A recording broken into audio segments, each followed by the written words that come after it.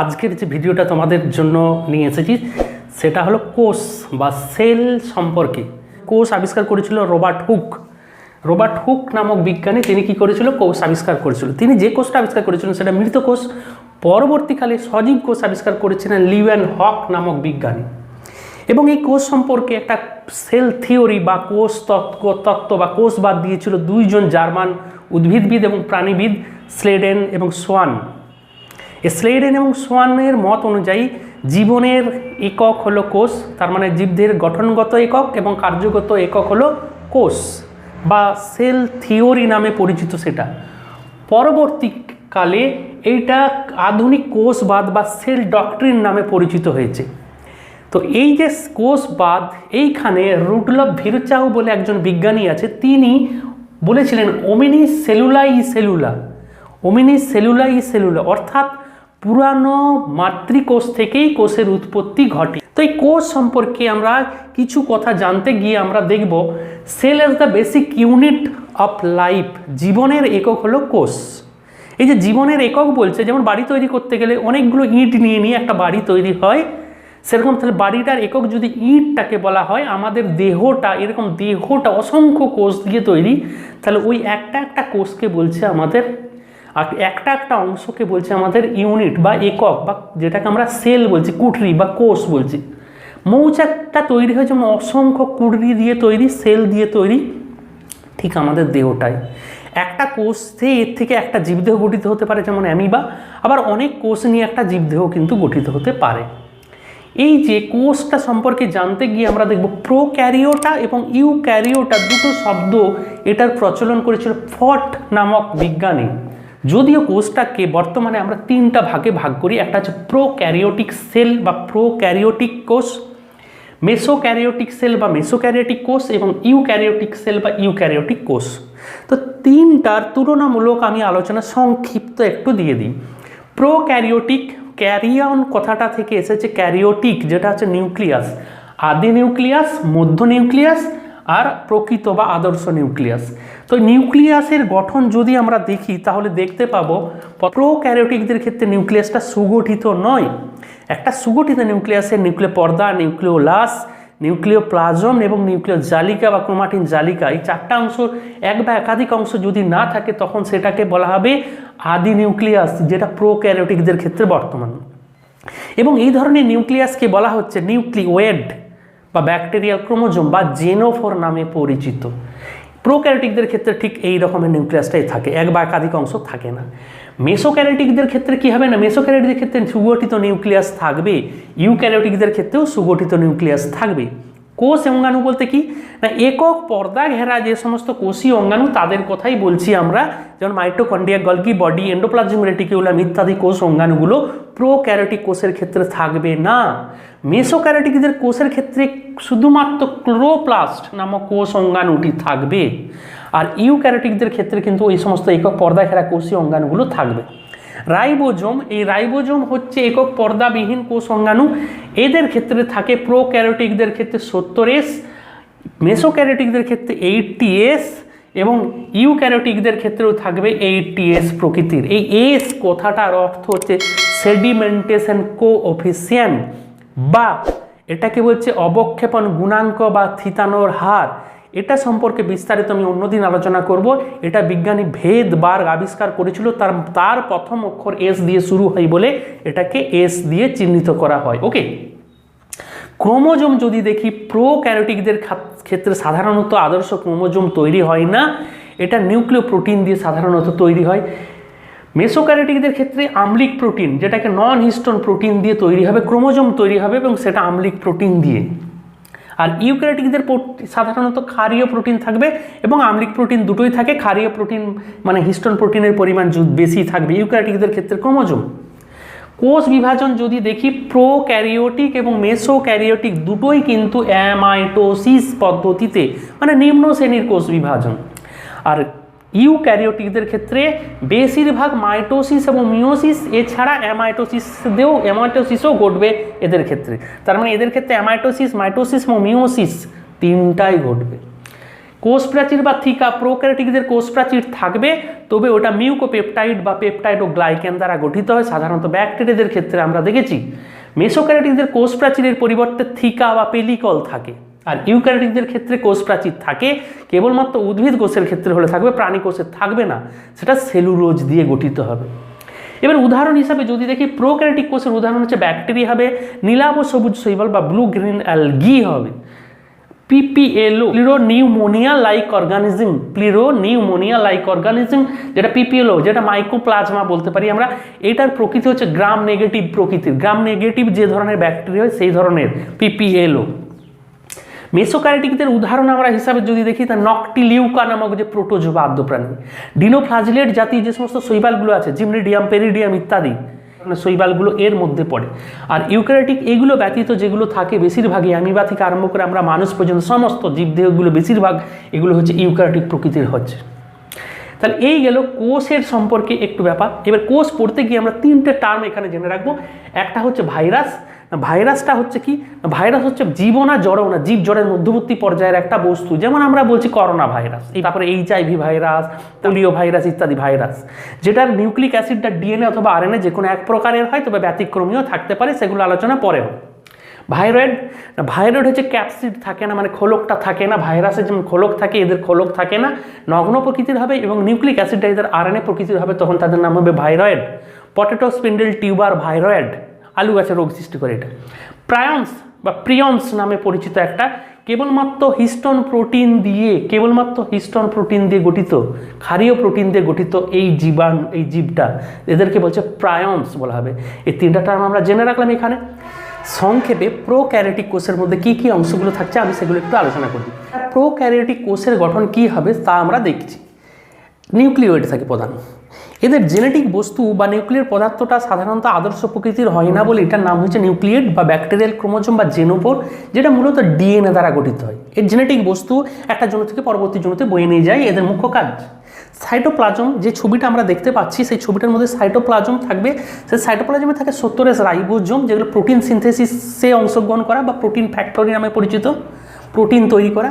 Mesosome থলির মতন কোষ প্রাচীরে যে একটা লুপ তৈরি করবে, যেখানে হচ্ছে সাধারণত শ্বসনে, কোষ প্রাচীর সৃষ্টিতে এগুলো অংশগ্রহণ করে, সেটাকে বলছে মেসোজোম। এটা এইরকম অংশটাকে যেটাকে আমরা দেখছি পার্টিকুলার, এটাকে বলছে মেসোজোম। সঞ্চিত খাদ্যবস্তু থাকে, গ্লাইকোজেন হিসাবে থাকছে ভলিউটিন দানা ইত্যাদি সঞ্চিত খাদ্য থাকে।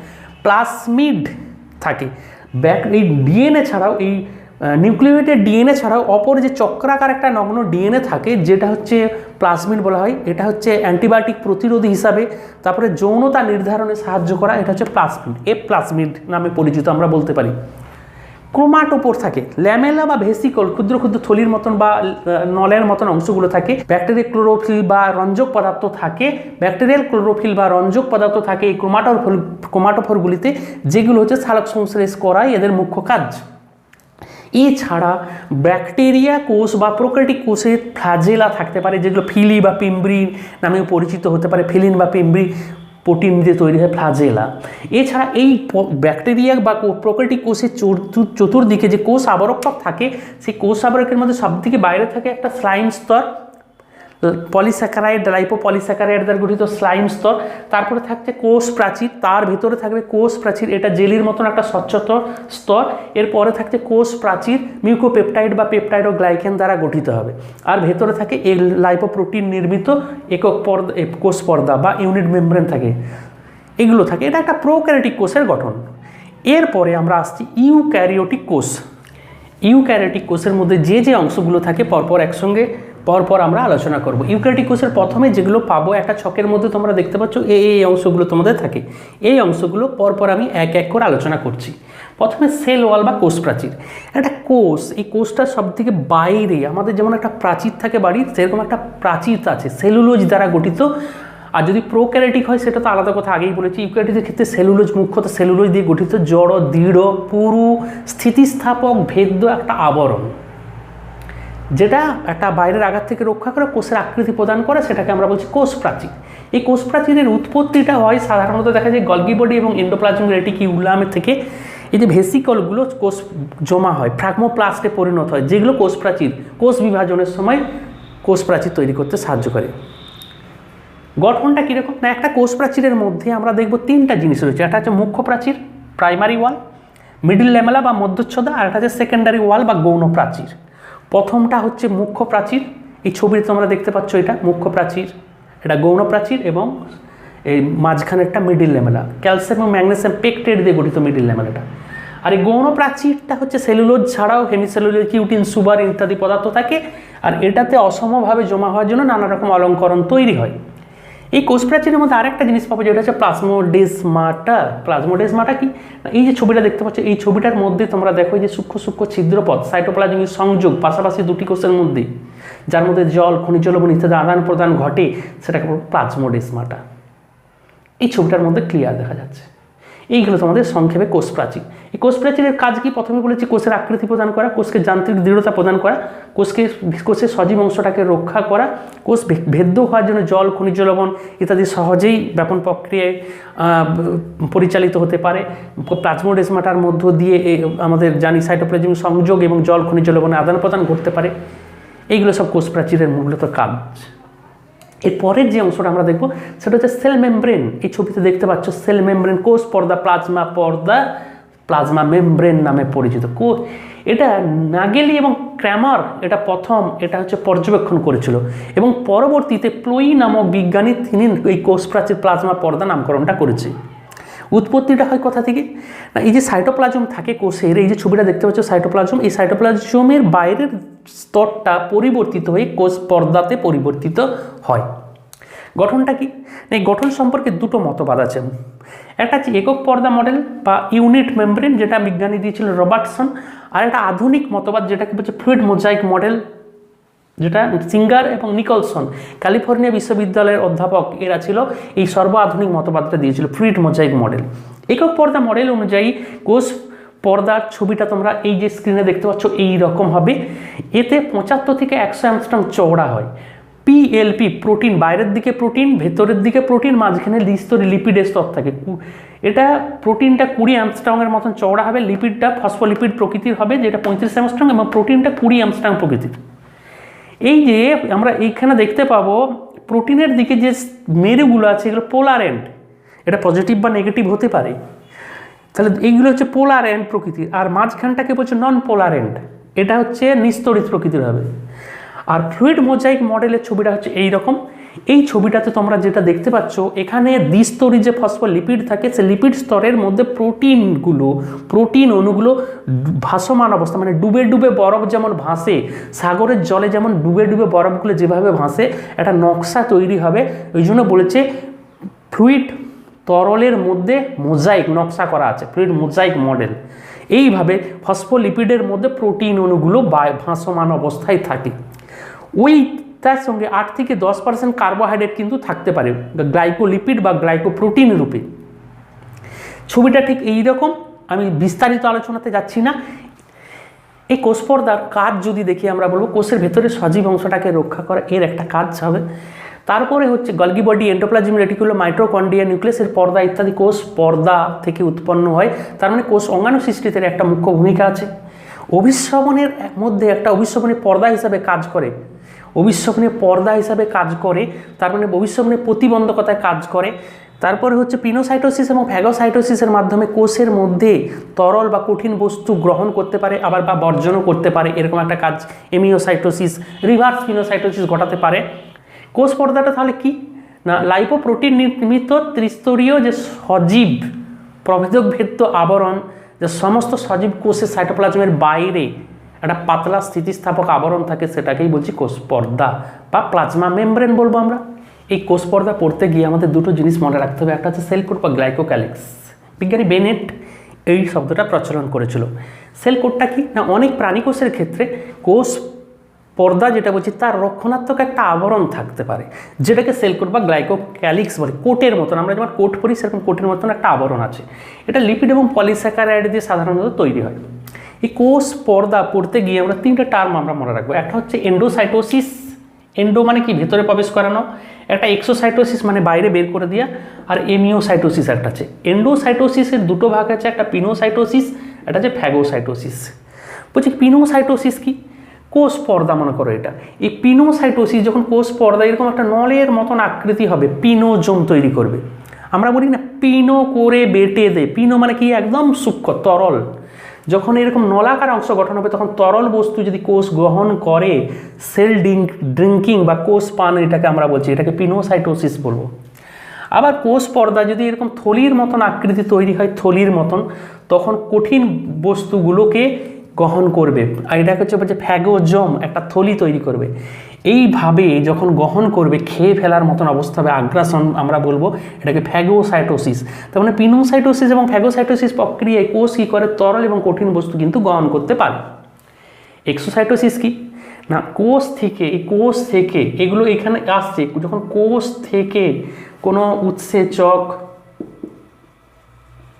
বা হরমোন এরা বেরিয়ে আসবে, চুইয়ে চুইয়ে বেরিয়ে আসবে, সেটাকে বলবো এক্সোসাইটোসিস। এক্সিট মানে বাইরে বের করে দিচ্ছে। এমিওসাইটোসিসটা কি না, রিভার্স পিনোসাইটোসিস বা রিভার্স এন্ডোসাইটোসিস বলতে পারি। সেল ভমিটিং, কোষ উদ্গীরণ, বমি করে দেওয়ার মতন।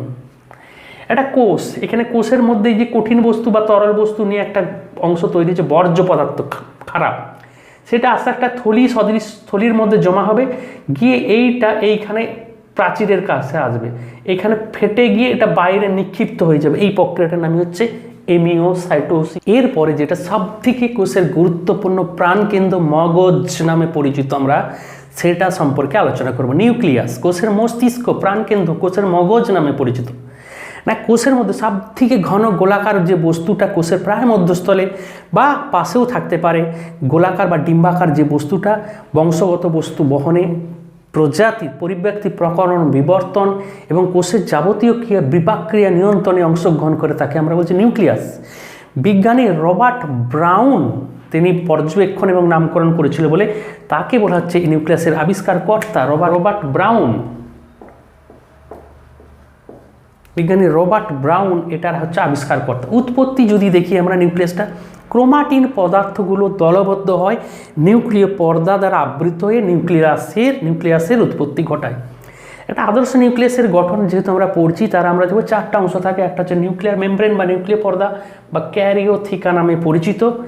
এটা আমরা কি না সবথেকে বাইরের যে দ্বিস্তরী, ছবিতে তোমরা দেখতে পাচ্ছ, সবথেকে বাইরের দ্বিস্তরী যে আবরণটা, লাইপোপ্রোটিন নির্মিত আবরণটা থাকে, সেটাকে আমরা বলবো নিউক্লিয় পর্দা বা ক্যারিওথিকা। এর মধ্যে আমাদের অসংখ্য নিউক্লিয় পোর বা নিউক্লিয় রন্ধ্র বা নিউক্লিয় ছিদ্র আছে। এই নিউক্লিয় পর্দাটা 70 থেকে 90 অ্যামস্ট্রং পুরু হয়। দুটো পর্দার মধ্যে গ্যাপ থাকে 300 থেকে 500 অ্যামস্ট্রং। আর ওই পর্দাগুলোর মধ্যে যে ছিদ্রগুলো থাকে সেগুলো 300 থেকে 500 অ্যামস্ট্রং, কিন্তু ওই ছিদ্রগুলোর ব্যাস, নিউক্লিয় পোরগুলো যেগুলো থাকে, দুটো পর্দার মাঝে যে গ্যাপটা থাকবে, বহিঃপর্দা এবং অন্তঃপর্দা, পেরিনিউক্লিয়ার স্পেস পরিচিত। এই যে ছবিটা তোমরা দেখতে পাচ্ছ, এই ছবিটাতে দেখানো হয়েছে। এর পরের যে অংশটা আমরা পাবো নিউক্লিওলাস। এটা হচ্ছে মূলত 4টে অংশ নিয়ে গঠিত। ক্রোমাটিন, প্রোটিন, এটা অন্ত এবং বহিঃক্রোমাটিন প্রোটিন বা ক্রোমাটিন অঞ্চল, অনিয়তাকার বা অ্যামারফাস অঞ্চল অনিয়তাকার প্রোটিন দিয়ে তৈরি, ফাইব্রিউলার বা সূত্রাকার অঞ্চল এবং গ্রানিউলার বা দানাদার অঞ্চল নিয়ে তৈরি। মূলত এই নিউক্লিয়াসটা কোষ ক্রোমোজোমের নর নামক অঞ্চলে, নিউক্লিয়ার অর্গানাইজেশন রিজিয়ন, নিউক্লিয়াস সৃষ্টি করে এখান থেকে, ক্রোমোজোমের নর অঞ্চল থেকে, গৌণ খাঁজ থেকে। এইটা হচ্ছে প্রোটিন সিনথেসিস, এখানে প্রচুর রাইবোজোম উৎপন্ন হয়। রাইবোজোম প্রোটিন সিনথেসিসে অংশগ্রহণ করে পরোক্ষভাবে। পরের অংশটা আছে যেটা নিউক্লিওপ্লাজমা বা ক্যারিওলিম বা নিউক্লিওরস বা ক্যারিওম্যাট্রিক্স। ওই নিউক্লিয় পর্দার ভিতরে, তার মানে যে ম্যাট্রিক্সটা বা ধাত্রটা রয়েছে, যেখানে যে খনিজ লবণ, উৎসেচক, বিভিন্ন প্রোটিন দিয়ে তৈরি হয়, সেই ধাত্রটাকে বলছে নিউক্লিওপ্লাজমা বা ক্যারিওলিম। নিউক্লিয়াসের যাবতীয় বিপাক ক্রিয়াগুলো ঘটে এখানে। এরপরে আসছে যে আমরা ক্রোমাটিন বা নিউক্লিয় জালক, যেগুলো আস্তে আস্তে কোষ বিভাজনের সময় পরিবর্তিত হয়ে ক্রোমোজোমে রূপান্তরিত হবে। সেই ক্রোমোজোমের মধ্যে ডিএনএ থাকবে, সেই ডিএনএগুলো জেনেটিক বস্তু একটা জনিত থেকে পরবর্তী জনিতে বহন করে নিয়ে যায়। তার মানে মুখ্য কাজ বা মুখ্য অংশ যেটাতে থাকছে এই নিউক্লিয় জালক বা ক্রোমাটিন পদার্থের, এটাতে মূলত বেশি পরিমাণে ডিএনএ কিন্তু এখানে থাকবে। ডিএনএ, আরএনএ, প্রোটিন সব থাকলেও ডিএনএর পরিমাণ বেশি থাকবে নিউক্লিয়াসের মধ্যে, আমরা দেখতে পাবো। এই নিউক্লিয় জলবায়ুর ক্রোমাটিন পদার্থ দুটো ভাগ আছে, ইউক্রোমাটিন এবং হেটারোক্রোমাটিন। না, ইউক্রোমাটিন মানে হচ্ছে যেটা বিভাজিত দশায় গাঢ়ভাবে রঞ্জিত হবে, ইন্টারফেজে সেটা হালকাভাবে রঞ্জিত হয়, ডিএনএর পরিমাণ বেশি থাকে, প্রজননিকভাবে সক্রিয়, ক্রসিং ওভার ঘটে, যেটা পরিবর্তিত হয় না, কোনো বাহ্যিক প্রভাবক দ্বারা পরিবর্তিত হয় না, সেটা হচ্ছে ইউক্রোমাটিন।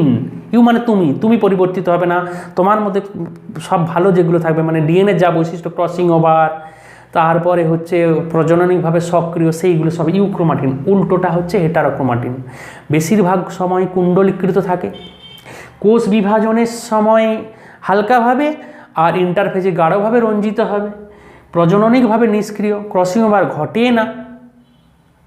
এইগুলো হচ্ছে হেটারোক্রোমাটিন পদার্থ। তাহলে এই চারটে অংশ নিয়ে নিউক্লিয়াসটা সৃষ্টি হয়েছে। এই নিউক্লিয়াসের মুখ্য কাজ কি? কোষের যাবতীয় বিপাকক্রিয়া নিয়ন্ত্রণ করা, কোষের মস্তিষ্ক নামে পরিচিত, প্রজাতির পরিব্যক্তি, প্রকরণ, বিবর্তন, এইগুলো বা একটা জিনগত বৈশিষ্ট্য বা জিনগত পদার্থ একটা জন্য থেকে পরবর্তী জনিতে বহন করা, এটা হচ্ছে নিউক্লিয়াসের কাজ। আরএনএ উৎপন্ন করা, আরএনএ তৈরি করা, ডিএনএ থেকে আরএনএ সংশ্লেষ করা, এটা হচ্ছে নিউক্লিয়াসের কাজ। এটাও বলতে পারি আমরা। এই নিউক্লিয়াস পড়তে গিয়ে আমাদের দু চারটা কথা মনে রাখতে হবে। একটা হচ্ছে ইউক্যারিয়ন। ইউক্যারিয়ন কথাটার অর্থ হচ্ছে, ক্যারিয়ন মানে নিউক্লিয়াস থেকে এসেছে, ক্যারিয়ন। এই ইউক্যারিয়ন যদি দেখা যায় কোষে একটা মাত্র নিউক্লিয়াস থাকে তখন সেটা হয়ে যাবে ইউক্যারিয়ন। যদি একই প্রকৃতির দুটো নিউক্লিয়াস থাকে তখন ডাইক্যারিয়ন বা হোমোক্যারিয়ন হয়ে যাবে। দুইয়ের বেশি যদি একই প্রকৃতির যদি একাধিক নিউক্লিয়াস থাকে তখন সেটা নাম হয়ে যাবে পলিক্যারিয়ন। পলিক্যারিয়নের দুটো টাইপ আছে, একটা হচ্ছে সিনোসাইট, একটা হচ্ছে সিনসাইট্রিয়াম। সিনোসাইট কি? একাধিক নিউক্লিয়াসযুক্ত উদ্ভিদ কোষ, যেমন ভায়োকেরিয়া নামক শৈবাল, রাইজোপাস নামক ছত্রাক, তখন সেটা হয়ে যাবে সিনোসাইট। আর একাধিক নিউক্লিয়াসযুক্ত প্রাণীকোষ যদি হয় সিনসাইট্রিয়াম, যেমন আমাদের স্তন্যপায়ীদের ঐচ্ছিক পেশি কোষ, অস্থি কোষ, সিনসাইট্রিয়াম প্রকৃতির। হেটেরোক্যারিয়ন কি? দুটো ভিন্ন প্রকৃতির নিউক্লিয়াস যদি একটা কোষে উপস্থিত হয়, যেমন যখন নিষেকের সময় যখন জাইগোট গঠন হবে তখন সাধারণত ডিম্বাশয়ের মধ্যে একটা প্রপুং নিউক্লিয়াস, একটা প্রস্ত্রী নিউক্লিয়াস দুটো গিয়ে ওখানে মিলিত হওয়ার চেষ্টা করবে, তখন সেই দুটোকে বলবো হেটেরোক্যারিয়ন। হেটেরো মানে অন্য, অসম প্রকৃতি। তারা যদি মিলিত হয়েছে মানে জাইগোটে যে নিউক্লিয়াসটা তৈরি হবে সেটা হবে সিনক্যারিয়ন। হেমিনিউক্লিয়াস কি না? জনন কোষে যে হ্যাপ্লয়েড এন সংখ্যক যে নিউক্লিয়াস থাকে সেটা হচ্ছে হেমিনিউক্লিয়াস। অ্যাম্ফিনিউক্লিয়াসটা কি না? আমাদের দেহ কোষে ডিপ্লয়েড সেটের যে নিউক্লিয়াসটা থাকবে সেটা হচ্ছে অ্যাম্ফিনিউক্লিয়াস, 2n প্রকৃতির, এটা n প্রকৃতির। অ্যাক্যারিয়নটা কি? কিছু কিছু কোষ আছে যেগুলো হচ্ছে আমরা দেখতে পাবো যে সেগুলো হচ্ছে নিউক্লিয়াসবিহীন কোষ, সেই নিউক্লিয়াসবিহীন কোষগুলোকে বলবো অ্যাক্যারিয়ন। তাহলে এইখানে এই অ্যাক্যারিয়নের মধ্যে আমরা যেটা পাবো সেটা হলো কি না, আমরা দেখব আমাদের যে আরবিসি, লোহিত রক্তকণিকা এবং অনুচক্রিকা আছে, এইটা হচ্ছে অ্যাক্যারিয়ন প্রকৃতির নিউক্লিয়াসবিহীন কোষ। উদ্ভিদের মধ্যে আমরা দেখব আমাদের যে ফ্লেম আছে, ফ্লেমের সিপনল, সেই সিপনলের কোষটা হচ্ছে অ্যাক্যারিয়ন প্রকৃতির। ওকে।